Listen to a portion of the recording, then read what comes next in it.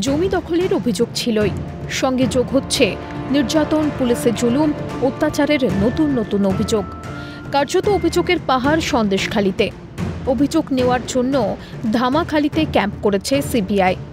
সন্দেশখালীর মহিলাদের নিয়ে এদিন সিবিআই ক্যাম্পে যান আইনজীবী প্রিয়াঙ্কা টিবরেওয়াল। সিবিআই এর কাছে অভিযোগ জানাতে এদিন ধামাখালীতে উপস্থিত ছিলেন সন্দেশখালীর মহিলারাও। একাধিক অভিযোগে এসটিপিও এবং পুলিশের বিরুদ্ধে ক্ষোভ উগরে দিলেন তারা। অভিযোগ, তৃণমূল নেতা দিলীপ মল্লিক ও সৈকত দাস এখনও অত্যাচার চালাচ্ছে। অভিযুক্তদের গ্রেপ্তার না করে উল্টে অভিযোগকারীদের বিরুদ্ধে ভুয়ো মামলা করছে। এলাকা প্রায় পুরুষ শূন্য।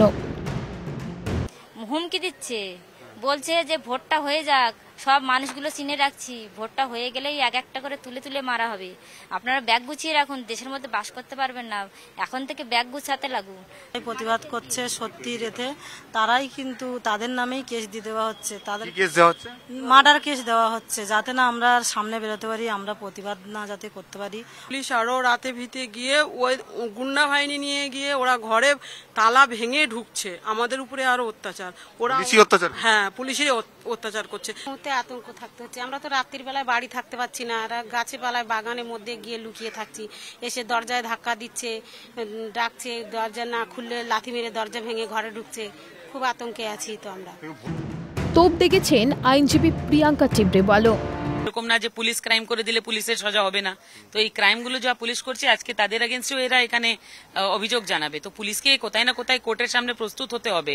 আর এরা ভাববে না যে শুধু পুলিশ পুলিশ বলে কমপ্লেন হবে, এক একজন অফিসারের নাম দিয়ে কমপ্লেন হবে, কেন তাদের নামও এরা চেনে, যারা মুখে কাপড় বেঁধে এসেছে, সমস্ত ভিডিও আছে আমার কাছে, সমস্ত ভিডিও দিয়ে দিচ্ছি।